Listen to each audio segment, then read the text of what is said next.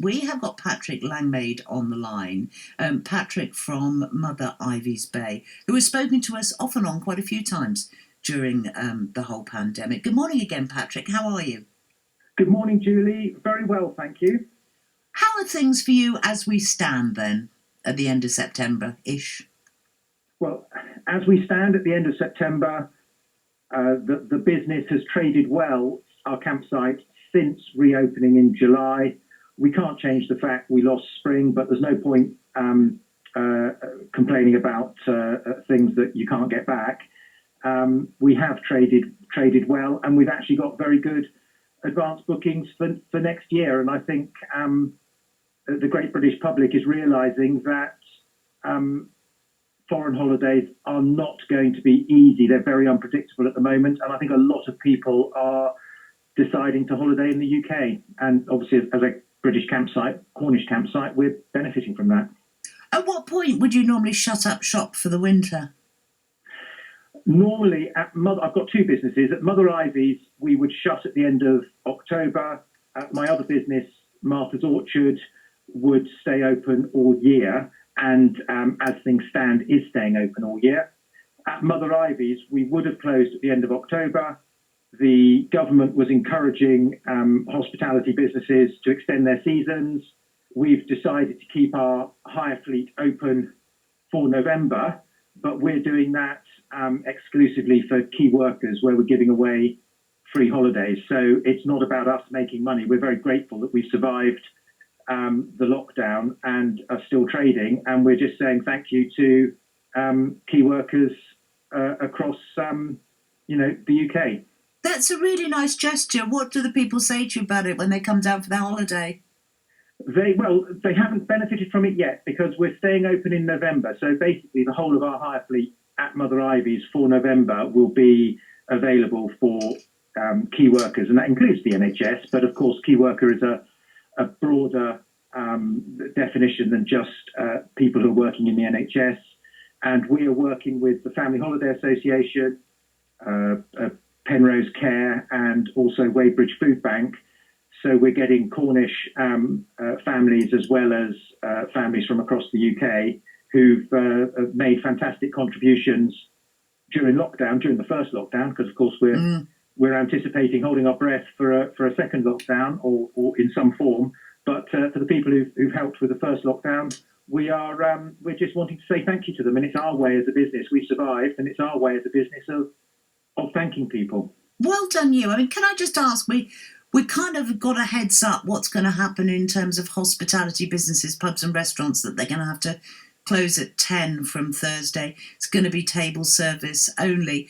All the other detail is pretty much speculation. What do you think of the measures we know about so far? And what would you put in place if you suddenly were put in the position of the Prime Minister? Well, I wouldn't want to be in the Prime Minister's shoes, to be perfectly honest with you. I think it's very clear that hospitality is not a significant vector for infections. If you look at the size of hospitality, particularly here in Cornwall, and then you look at our rate of infection, where we're actually under the national average as things stand, I think that those figures speak for themselves. We are not the vector. The problem we have is that shadowland hospitality can be a problem, and what is that? When you drive licensed hospitality into closure, for example, if I'm told to close my campsite, as I was in the first lockdown, I will close my campsite and I will follow the law. And indeed, my trade association told all of us to close, and I think about 90% of us across the UK had closed before Boris Johnson announced the first lockdown in March. Yeah. And that's just being a responsible business. Now, once you've closed responsible businesses, you then end up with the shadowlands. You end up taking camping. You end up with the laybys and car parks full of overnight campers. Yeah, you end up with toilets closed. Yeah. All those problems. And if you look at pubs and restaurants, if you close at 10 o'clock, I mean, first of all, you crucify the restaurants, because instead of getting two sittings, and acting responsibly, you'll end up with one sitting, and quite a lot of them I expect will go bust if they can only do one sitting.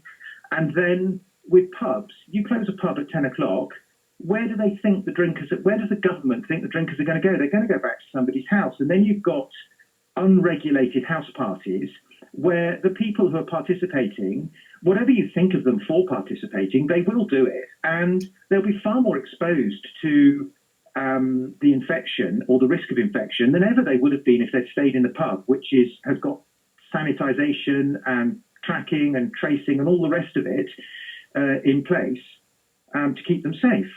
That's a really interesting point you made, particularly there about the 2 sittings. I hadn't actually sort of thought that through for myself. Patrick, thank you very much indeed. As always, some really interesting views on the situation. Hope things go well as we head into autumn. Thank you very much, Julie. Can I just make one pitch for my thank you hospitality holidays? And yeah, that sure. is, if anybody out there is a key worker listening Cornish, please do Google Mother Ivy's, and of course there are other search engines available. But if you Google us and then just email us your details, but particularly email us your HR manager's details so we can get in touch. I'd love nothing more than to fill the site, the hire fleet in November. I'd particularly like it if everyone was Cornish, but so it'd be wonderful if people got in touch that way. We hope they will. Patrick, thank you so much for talking to us this morning on BBC Radio Cornwall.